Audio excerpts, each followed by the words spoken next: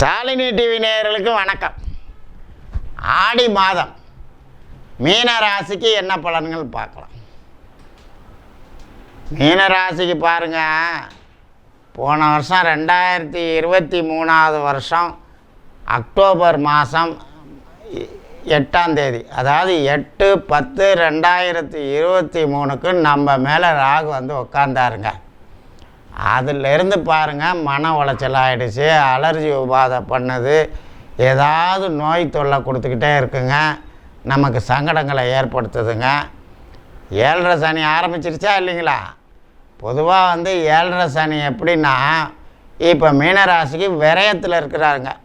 அதாவது 7.5 சனின்னா நம்ம ராசிக்கு முதல் ராசி கும்பராசிக்கு வந்ததுலேருந்தே நமக்கு 7.5 ஆரம்பிச்சிடும். அதில் 2.5 வருஷம் இருப்பார். அடுத்தது மீன ராசிக்கு நம்ம ராசிக்கு வருவார். 2026 மார்ச்சுக்கு வர்றார். அங்கே வந்து 2.5 வருஷம் இருப்பார். ஆக இந்த 5 வருடம் கடுமையான உபாதம் கொடுப்பார். அதுக்கப்புறம் நம்ம ராசியை விட்டு விலகிறார், மேச ராசிக்கு போவார். மேச ராசிக்கு போய் 2.5 வருஷம் இருப்பார். அது பாத சனி, அதுவும் 7.5 தான். இருந்தாலும் இந்த 5 வருட காலம் பட்ட சிரமங்களை கொஞ்சம் 50% குறைஞ்சிருங்க. பாத சனி நல்லதும் நடக்கும். அந்த மாதிரி இப்போ மீனராசிக்காரவங்களுக்கு ஒரு பக்கம் 7.5 விரயமாக தண்ட செலவுகள் நடந்துகிட்ருக்கு. ஒரு பக்கம் நம்ம மேலே ராகு வந்து உட்காந்துக்கிட்டு நம்மளை அலர்ஜி உபாதை பண்ணுறாரு, குழப்பம் ஏற்படுத்துகிறாரு, நம்ம யோஜனையெல்லாம் கெடுக்கிறாரு, நம்ம போட்டு நம்மளை சைலண்ட் பண்ணுறாங்க. அதாவது சுறுசுறுப்பை குறைக்கிறாரு, தூக்கமாக வருது, உபாதை அலர்ஜி உபாதை பண்ணுறாரு. அதாவது இன்னும் சொல்லப்போனால், மீன ராசிக்கு 3க்கும் 8க்கும் உடையவர் சுக்கிரன். நம்ம தேவகுரு, அவர் அசுரகுரு. இப்போ இந்த மாதிரி 7.5 உபாதை, ஜென்மராகு இந்த மாதிரி இருக்கிற நேரத்தில் சுக்கிரன் பாருங்கள், நீர் தாரைன்னு சொல்லி யூரினல் இன்ஃபெக்ஷன் வரும், ஸ்டோன் வரும், வாகனத்தில் தொல்லை, கணவன் மனைவியில் பிரச்சனை ஏற்படுத்துவார். அடுத்தது நண்பர்கள் பார்ட்னர் வகையில் சங்கடங்களை பண்ணுவார். இந்த வேலையெல்லாம் நடக்குங்க. எதையும் கண்டுக்காதீங்க, நடக்கிறபடி நடக்கட்டும். என்ன நடக்குமோ அதை நடக்கும். நம்ம அது மாதிரி ஒரு பாலிசியை வச்சுக்கிட்டு நடக்கிறதெல்லாம் டேக் இட் ஈஸி பண்ணிக்கோங்க. ஏன்னா இந்த 7.5யும் ஜென்மத்தில் இருக்கிற ராகும் உடல் உபாதை, டென்ஷன் இந்த மாதிரி பிரச்சனைகளை ஏற்படுத்தும். இதெல்லாம் வெயிட் கொடுத்தீங்கன்னா இடைஞ்சல் பண்ணுறது நாம் தான் அனுபவிப்போம். நடக்கிறது தான் நடக்கணும். தெய்வ சிந்தனையோடு கோவப்படாதீங்க. கோவமே வராதவங்களுக்கெல்லாம் இப்போ கோவம் வரும். அந்த மாதிரி நேரங்க 7.5 சனி வந்து இந்த பாடுபடுத்தும். நல்லா தசாபுத்தி நடக்கிறவனுக்கெல்லாம் ஒன்றும் இல்லைங்க, நம்ம போட்டு கவலைப்பட்டுருக்கு, என்னடா இப்படியெல்லாம் சொல்கிறாரு, எனக்கு சங்கடப்படாதீங்க, கவலைப்படாதீங்க. நல்லா தசாபுத்தி இருக்கிறவங்க தேவையில்லாத ஒரு கார் வாங்குவாங்க, வாகனம் வாங்குவாங்க, வீடு கட்டுவாங்க, தொழிலை விட்டுட்டு அந்த வீடு கட்டுற இடத்துல போய் நிற்பாங்க. அது அதிக செலவு, அப்படி கஷ்டப்படுத்துவார். அதாவது நல்ல தசாபுத்தி உள்ளவங்களுக்கும் கஷ்டம்தான், சிரமமாக இல்லாத கஷ்டத்தை கொடுப்பார். அன்றைக்கி பாருங்கள் 7.5 சனி. இப்போ மீனராசிக்காரங்களாம் பாருங்கள், காரில் போயிட்டு இருப்பாங்க, பைக்கில் போகிறாங்க பாருங்கள், எல்லா சிக்னல்லையும் மாட்டுவாங்க. அந்த மாதிரி நல்ல தசாபுத்தி உள்ளவங்களுக்கு சின்ன சின்ன கஷ்டங்களை கொடுக்கும். அதுவும் அவசரமாக போகும்போது தான் கரெக்டாக எல்லா சிக்னல்லையும் மாட்டுவோம். இந்த மாதிரி உபாதையெல்லாம் நடக்கும். வேறு ஒன்றும் பெருசாக வராதுங்க. தைரியமாக இருக்கலாம். மீனராசிக்காரவங்க எதுலேயுமே சிக்க மாட்டாங்க. ஏன்னா குருவோட வீடு, தெய்வ அனுகூலம் உள்ள வீடு, எதுவும் ஆசைப்பட மாட்டாங்க. பொறுமையாக இருந்து காரியத்தை நடத்திக்குவாங்க. ஏன்னா குருவோட வீடு பாருங்கள், மீன லக்கணமே கழுவுன மீனில் நழுவுன மீனுன்னு பட்ட பேரை வாங்கினதாச்சே. ஏன்னா அந்த மாதிரி நழுவிக்குவாங்க. அந்த இடத்துக்கு போனால் நமக்கு கெடுதல் இடைஞ்சல் அப்படின்னு மனதை சங்கடப்படுத்திக்காமல் இறைத்தன்மையோடு நடந்துக்குவாங்க. அதெல்லாம் புண்ணியம் பண்ணியிருந்தால் தான் மீனராசியில் பிறக்க முடியும். குருவோட வீட்டில் கிடைக்கிறதுனா ரொம்ப சிரமம் இல்லைங்களே. இதே தனுசும் குருவோட வீடு தான். அவங்க பாருங்கள் ஸ்பீடாக இருப்பாங்க. நான் வில்லம்பு பாருங்கள், அவங்க கோதண்டரில் அது அந்த கோதண்ட ராசியில் போகிறவங்க வம்பு வழக்கு பிரச்சனையை ஏற்படுத்தி அவங்களும் நல்லவங்க தான், கொஞ்சம் ஸ்பீடாக பேசுவாங்க. அதே பாருங்கள் மீனராசிக்காரவங்க சௌமியர், அதாவது நேக்காக நடந்துக்குவாங்க, நல்ல புத்தி, நல்ல செயல், இதெல்லாம் பண்ணுவாங்க. தப்பு தண்டா போக மாட்டாங்க, எதிர்பார்ப்பை குறைச்சிக்குவாங்க. அந்த மாதிரி நல்ல எண்ணங்கள், நல்ல செயல்கள் இதெல்லாம் இயற்கையாகவே வந்திருக்கும். இருந்தாலும் இந்த 7.5 சனியும் ஜென்மத்தில் இருக்கிற ராகும் அக்டோபருக்கு வந்தார் 2023 நீங்கள் அனுபவிச்சுட்டு தான் இருப்பீங்க. ஏதாவது சிறு சிறு உபாத அலர்ஜி, தேவையில்லாமல் அலர்ஜி நம்ம தூக்கத்தை கெடுத்துரும்.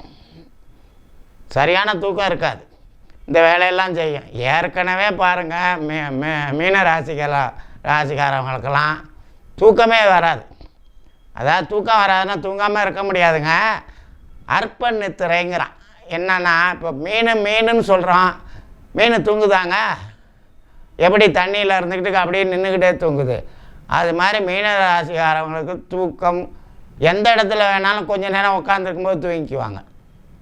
தூக்கத்தை கெடுக்கும் அற்ப நித்திரை. அடுத்தபடியாக பாருங்கள், காது உபாதை கொடுக்கும். காதில் ஏதாவது, ஏன்னா 3ஆம் இடத்துக்குடையவர் சுக்கிரன், 8ஆம் இடத்துக்குடையவர் சுக்கிரன். காது, யூரினல் இன்ஃபெக்ஷன், இந்த வாகனம், நண்பர்கள், இந்த சுக்கிரனுக்குள்ள அதுக்கு உள்ள ஐட்டம் பூரா நம்மளை சிரமப்படுத்துங்க. இந்த 7.5யும் இந்த ஜென்மராகும். ஆகையினால் இந்த இந்த மாதம் உங்களுக்கு 5ல் வேறு சூரியன் வந்துட்டார். 5ல் சூரியன் இருக்கிறது நம்ம புத்தியை கெடுக்கும், பிள்ளைங்களால் கஷ்டப்படுவோம், பூர்வீகத்தால் சொத்து பத்தால் கஷ்டம் கொடுக்கும். சூரியன் புதன் குரு. இப்போ பாருங்கள், மீனராசிக்கு விரய சனியாக நடக்கிறதுனால இப்போ நாம்ளே விரயம் பண்ணுக்கிறது சிறப்பு. ஏன்னா 12ல் சனி இருக்கிறாருங்கும்போது, ஜென்மத்தில் ராகு இருக்கும்போது மனக்குழப்பம் வரணும், நமக்கு செலவுகள் வரணும். அப்போ என்ன செய்யணும்? புத்திசாலித்தனமாக நம்மளே பாருங்கள், சொத்து சுகம், வண்டி வாகனம் இதெல்லாம் நம்ம பிள்ளைங்களுக்கோ நமக்கு நம்பிக்கை உள்ள யாருக்கோ அது சொத்து எழுதி கொடுத்துடலாம். விரயம் பண்ணணும், சரிங்களா? எப்போ எழுதி கொடுக்க போகிறோம், அது இந்த மாதிரி 7.5ல் செஞ்சுக்கலாம். அதுவும் பாதுகாப்பாக இல்லைன்னா பேங்க்கில் கொண்டு போய் டெபாசிட் பண்ணி வச்சிடலாம். இந்த 7.5 வருஷம் 8 வருஷத்துக்கு உள்ளது இது கூட டெபாசிட் பண்ணி வச்சிடலாம். இந்த மாதிரி நம்மளே எல்லாத்தையும் விரயம் பண்ணிக்கணும். தங்க வகையில், பண வகையில், வாகன வகையில். தேவையில்லாமல் வாகனம்னா வாகனத்தை கொடுத்துடணும், ஏன்னா நம்மளை அந்த கஷ்டப்படுத்தும், இல்லைன்னா செலவு வச்சுக்கிட்டே இருக்கும். இந்த மாதிரி வேலையெல்லாம் செய்யும். இந்த 7.5 ஜென்மத்தில் இருக்கிற ராகு ஒன்றும் பெருசாக வராதுங்க.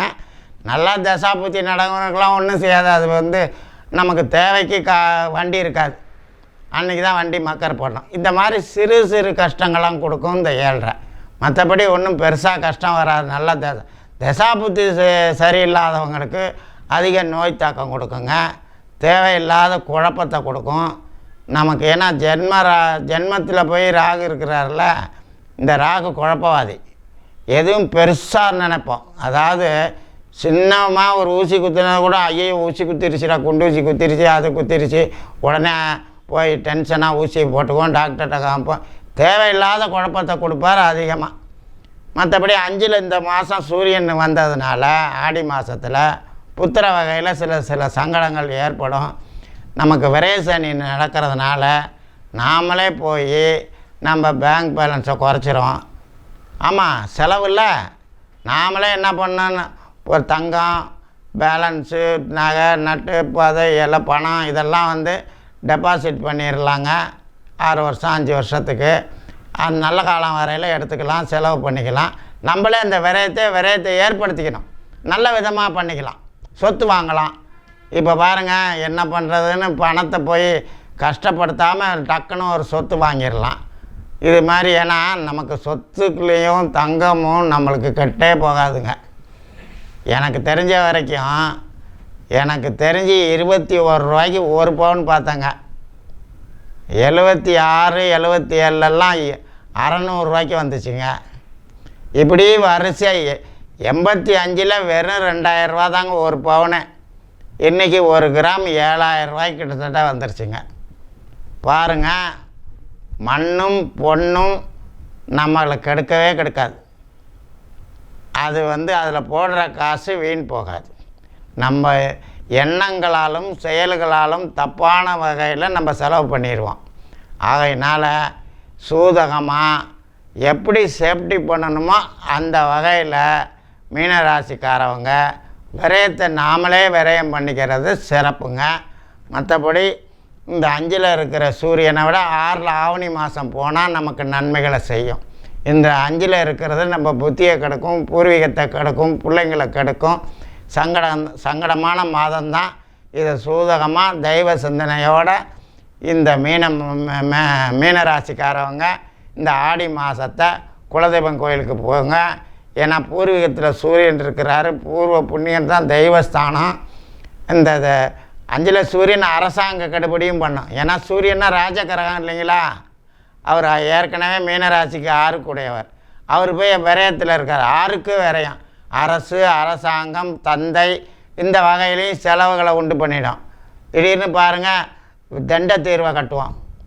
நியாயமாக பார்க்கணுன்னா இந்த 5ல் சூரியன் இருக்குது பாருங்கள், வாகனம் ஓட்டும்போதே தண்டம் அதெல்லாம் கட்டுவோம். இப்போ வண்டியில் போகிறோம், 2 வீலரில் போனோன்னா பார்த்தீங்கன்னா ஹெல்மெட் இப்போ மறந்துடுவோம், அவசரத்துக்கு போவேல. அப்போ பாருங்கள் தண்ட தீர்வை கட்டுவோம். அரசு செலவு தானே. இது மாதிரி அரசாங்க வகையிலையும் செலவுகளை கொடுக்கக்கூடிய மாதம். அதனால் எச்சரிக்கையாக இருங்க. அடுத்த மாதம் ஆவணி மாதம் ஆட்சிக்கு போயிடுறாரு. நமக்கு இந்த மாதத்தை விட ஆவணி மாதம் சிறப்பான மாதங்க. இந்த மாதத்தில் சூதகமாக நடந்துக்குங்க.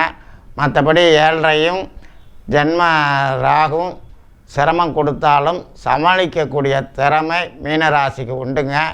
ஏன்னா தெய்வ அனுகூலம் உள்ளது. அதனால் நீங்கள் பொறுமையாக நடந்துக்கங்க இந்த மாதம். அடுத்தபடியாக பாருங்கள் 17ஆம் தேதி டென்ஷன், 18ஆம் தேதி தெய்வ அனுகூலம், 19 தொழில் பிரயாண ஏற்பாடு, 20 பாருங்கள் மனைவியால் வாகனத்தால் புத்திர வகையால் செலவு, 21 22 23 வரவு மகிழ்ச்சி சந்தோஷம், 24 25 எக்கச்சக்கமான செலவு, 26 விரயம்தான், செலவு தான், கஷ்டம்தான், நஷ்டம்தான், 27 28 29 தடங்கள் தாமதம், நாள் தள்ளி போகிறது. அதாவது ஒரு வேலையை 2 3 தடவை 4 தடவை பார்க்க வைக்கும், டென்ஷன் படுத்தும்.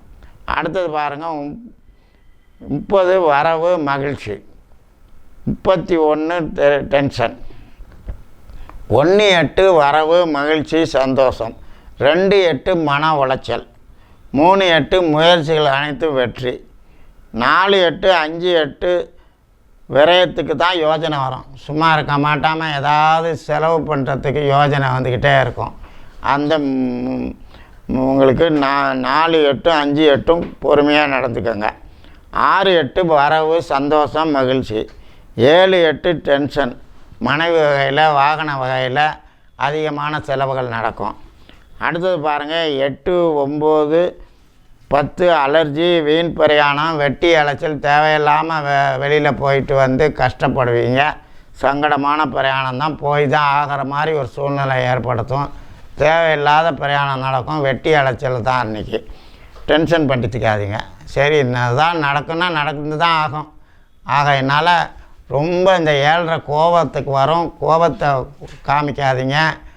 தெய்வ சிந்தனையோடு எது இருந்தாலும் டேக் இட் ஈஸி பண்ணிக்கோங்க. நான் அலர்ஜி உபாத இதெல்லாம் நாமளே வரவழைச்சிக்கிறது தான். அடுத்தது பாருங்கள் 8 9 10 அலர்ஜி, வீண் பிரயாணம், வெட்டி அலைச்சல், 13 12 13 சந்திராஷ்டமங்க. அன்றைக்கி தான் எந்த புது வேலையும் செய்யாதீங்க.